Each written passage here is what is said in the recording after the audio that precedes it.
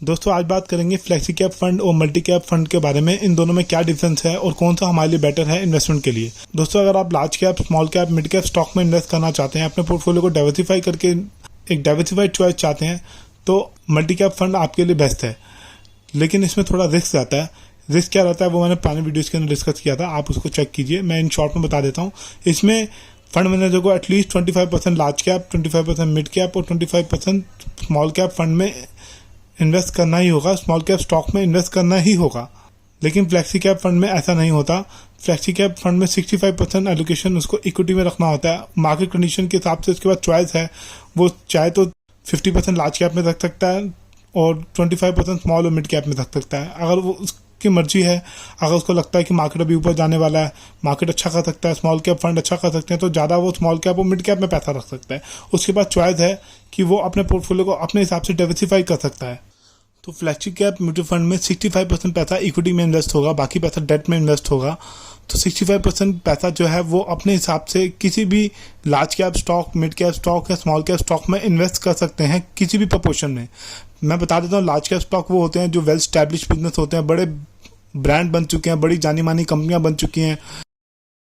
मान लीजिए कि एक मोटा पेड़ है नीम का या बरगद का, जिसकी जड़ें दूर दूर तक फैली हुई हैं, जिसपे हर मौसम पे अच्छे फल भी लगते हैं। कहने का मतलब वो कंपनी अच्छा डिविडेंड भी देती है, डिविडेंड ट्रैक रिकॉर्ड भी अच्छा है उसका, तो वो लार्ज कैप स्टॉक है। और मिड कैप और स्मॉल कैप वो कंपनियां हैं जो आने वाले समय में लार्ज कैप बन सकती हैं। मिड कैप जो है आने वाले समय में लार्ज कैप बन सकते हैं और स्मॉल कैप आने वाले समय में मिड कैप बन सकते हैं। स्मॉल कैप कंपनियां वो कंपनियां जैसे कि एक छोटा पौधा जो कि आने वाले समय में बड़ा एक पेड़ बन सकता है, जिसमें पोटेंशियल है कि वो मल्टी बैगर का रिटर्न दे। अगर उसका कंपनी का प्रमोटर अच्छा है, वो अच्छे से बिजनेस को ड्राइव कर रहा है, अच्छी ग्रोथ आ रही है उसके अंदर, तो वो स्टॉक मल्टी बैगर बन सकते हैं। तो ज़्यादा रिटर्न तो स्मॉल और मिड कैप के स्टॉक में मिलता है, स्मॉल और मिड कैप के म्यूचुअल फंड में मिलता है। लेकिन उसमें थोड़ा रिस्क ज़्यादा रहता है कि अगर इकोनॉमिक कंडीशन ख़राब हो गई या मैनेजमेंट ठीक से बिजनेस को मैनेज नहीं कर पाया, तो उसके अंदर नेगेटिव रिटर्न भी देखने को मिले हैं। लेकिन अगर सब कुछ फेवरेबल है, सब कुछ ठीक है, तो मल्टी बैगर का रिटर्न दिया है स्मॉल कैप और मिड कैप के म्यूचुअल फंड ने। तो दोस्तों बेसिकली फ्लेक्सी कैप फंड में फंड मैनेजर की एबिलिटी और फंड मैनेजर का टैलेंट और फंड मैनेजर की कैपेबिलिटी टेस्ट होती है कि वो कितना अच्छा रिटर्न निकाल के दे पाता है। उसके बाद फुल चॉइस है कि वो जिस सेक्टर में इन्वेस्ट करना चाहे, large cap, mid cap, small cap में अपने हिसाब से डाइवर्सिफाई करके इन्वेस्ट कर सकता है। उसके बाद फुल फ्रीडम है कि वो अपने हिसाब से स्टॉक के अंदर मैनेज करे, अपने हिसाब से स्टॉक के अंदर डाइवर्सिफाई करे और अच्छा रिटर्न निकाल के दे अपने इन्वेस्टर को। तो आज इस वीडियो में हम ऐसे ही कुछ स्टॉक के बारे में, ऐसी कुछ फंड के बारे में बात करेंगे जिन्होंने पास में काफ़ी अच्छा शानदार रिटर्न दिया है, शानदार रिटर्न निकाल के दिए हैं अपने इन्वेस्टर को। उससे पहले मैं थोड़ा और डिटेल बताता हूँ आपको फ्लेक्सी कैप फंड के बारे में। मल्टी कैप फंड से कंपैरिजन करते हैं इसको। मल्टी कैप फंड के अंदर एक अच्छी खासी डाइवर्सिफाइड चॉइस मिलती है इन्वेस्टर को, क्योंकि 25% लार्ज कैप, 25% मिड कैप और 25% स्मॉल कैप स्टॉक में इन्वेस्ट हो रहा है। वहीं फ्लेक्सी कैप फंड के अंदर ऐसी डाइवर्सिफाइड चॉइस नहीं मिलती है।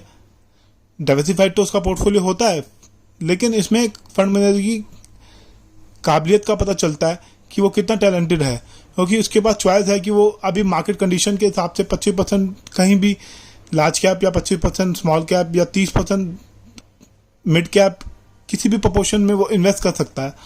तो फंड मैनेजर के ऊपर पूरा कंट्रोल है फ्लेक्सी कैप फंड के अंदर। मान लीजिए जैसे कोविड के टाइम मार्केट नीचे जा रही थी, तो वहाँ पे मल्टी कैप फंड के अंदर फंड मैनेजर के पास कोई कंट्रोल नहीं है। उसको 25% स्मॉल कैप और 25% मिड कैप स्टॉक में इन्वेस्ट करना ही करना था, क्योंकि वही मार्केट गिरी 20-25%, तो स्मॉल कैप और मिड कैप के स्टॉक 50-50%, 30-30% तक क्रैक कर जाते हैं अगर मार्केट में बड़ी गिरावट भी देखने को। वहीं पे लार्ज कैप के स्टॉक कम गिरते हैं, 15 से 20% गिरते हैं।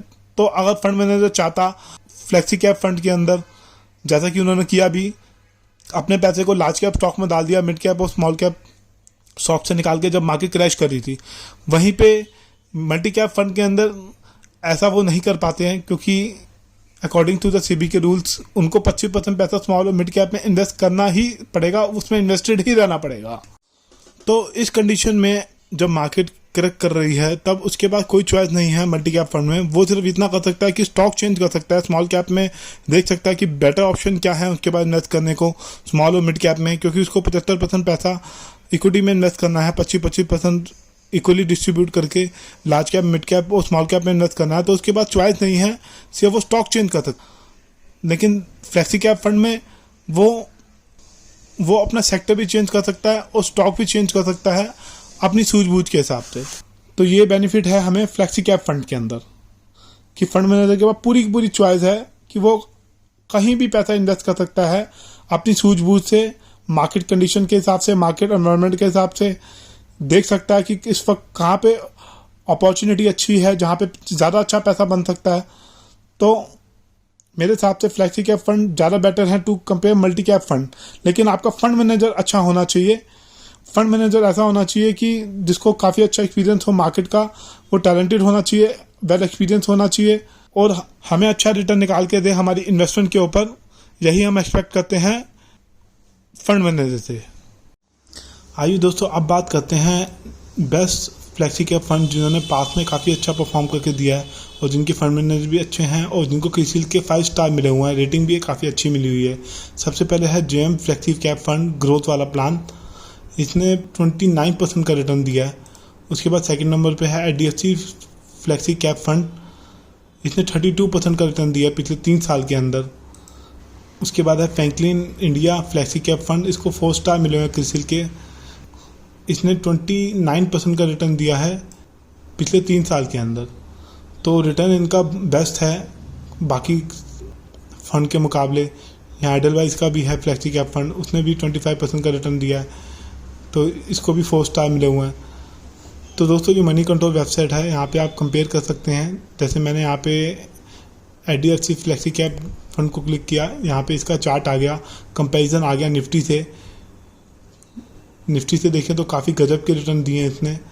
उसके बाद नीचे इसकी परफॉर्मेंस है, 10 ईयर की परफॉर्मेंस है इसकी, 472% का इसने रिटर्न दिया है। उसके बाद और नीचे स्क्रॉल करके आएंगे तो इसका पोर्टफोलियो आपको देखने को मिलेगा कि कौन कौन से स्टॉक में इसने पैसा लगा रखा है। आप एनालाइज कर सकते हैं कितना मिड कैप में इन्वेस्ट है, कितना स्मॉल कैप में इन्वेस्ट कर रखा है और कहाँ कहाँ कितना कितना एलोकेशन कर रखा है, ये आप देख सकते हैं। उसके बाद रिस्क रेशियो आपको देखने को मिलेगा, कितना वॉलेटाइल है। तो आप इस वेबसाइट का लिंक मैं डिस्क्रिप्शन बॉक्स में डालूंगा, आप इसको चेक कीजिएगा।